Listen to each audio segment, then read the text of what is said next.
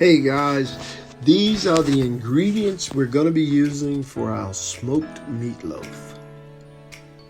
It's about maybe 2 pounds of beef and a half a pound of hot Italian sausage as far as the meat go. I'm going to just cut up the ingredients. I chose red bell peppers. I know that bell peppers come in green. I know they come in orange. So whatever color you want. I don't think they really taste different. I don't believe, but I chose red just to add a little bit more color to the meat. And I cut up a whole onion, and I have 1.5 pounds of beef here that I'm going to be using that I had left over from a previous cook. And then also, just to add a little bit of spice, I'm going to add this hot Italian sausage. One of the things that you have to realize about cooking is you learn as you go. No one perfects cooking on their first try or even their second try. So work at it. Here I'm mincing up some fresh garlic. It's nothing like some fresh garlic, man. When you smell this fresh garlic minced, the aroma is so amazing. And that's another thing about your ingredients. Whenever you're cooking, you want to make sure you use some fresh ingredients because it will come out in the taste of your finished product. I'm always trying to make sure that my ingredients are as fresh as possible. I love garlic, and that's one of the reasons why I'm actually using so many cloves, but I don't think it's going to be overwhelming. So don't be scared to add a little extra, or if you don't like garlic, you can leave it out.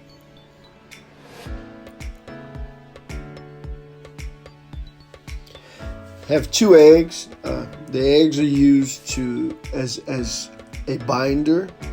Also, as you continue to mix your ingredients, 2 eggs for the amount of beef that I have. It's going to be more than enough, and I'm gonna whip it up a little bit just to loosen the eggs up before I pour it into the bowl with the meat. I choose to do it this way just to make sure that I get an even coat of yolk and eggs poured over the meat. And then I'm taking my onion. I'm going to take my onion and I'm going to add my onions to the meat.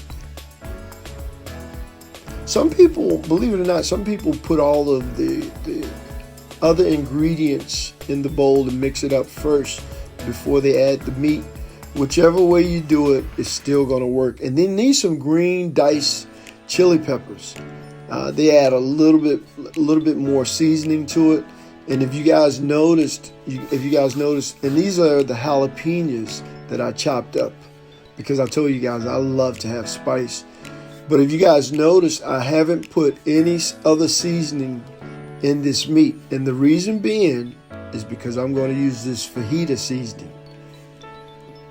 When you use these packets of seasoning, you want to make sure you don't over season your food. So I chose to just add this fajita seasoning. I saw Sam, the cooking guy, use the fajita package, and I just noticed he didn't really add any other seasoning. Now the minced garlic, and we're getting ready to start mixing up, guys. This is where I guess some people love to get their hands dirty. And to be honest with you, I wished I would have had a larger bowl. But at any rate, we can make it work, man. We can make it work. And you want to handle the meat, but you don't want to overhandle the meat. Because what'll happen is it will make your meatloaf very dense. And I chose to put it on a pan. So when I add this panko, plain panko, think I used about a cup and a half. I eyeballed it, but it's about a cup and a half, because this helps again with binding your meatloaf, and you want to make sure it's well incorporated, and that's why I actually put it on this pan, on this baking pan. Able to turn it.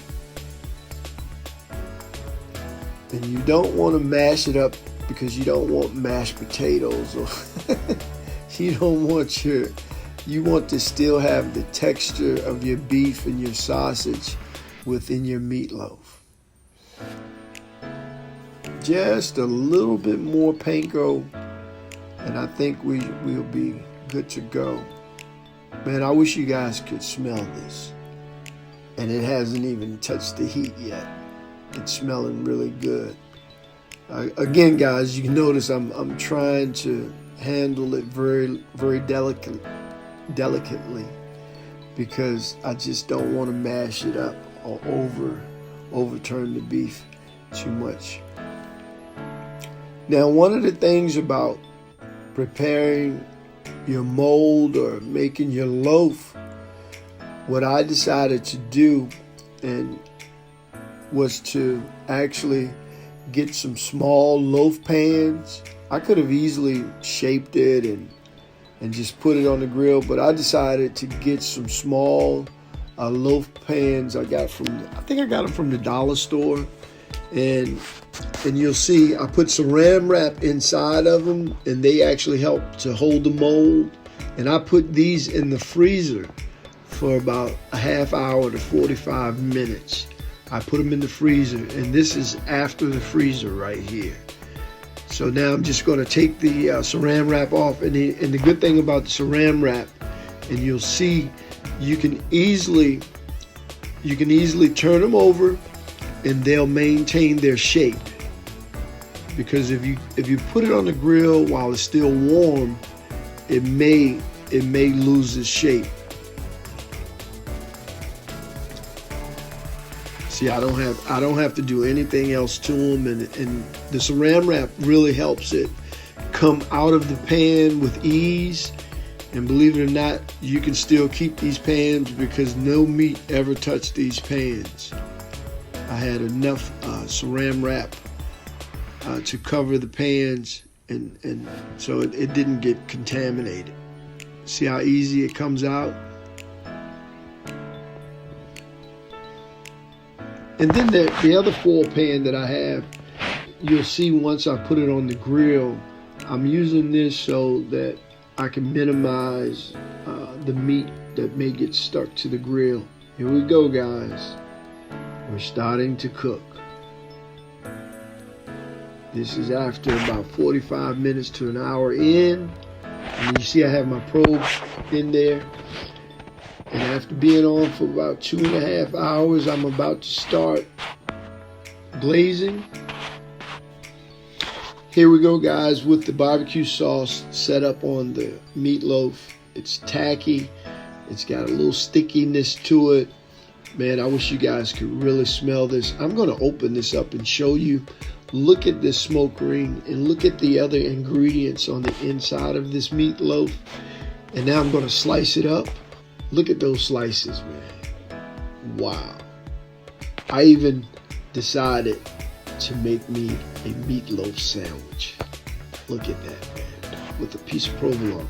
Thanks a lot for watching the video, guys. Please feel free to subscribe and leave comments down below.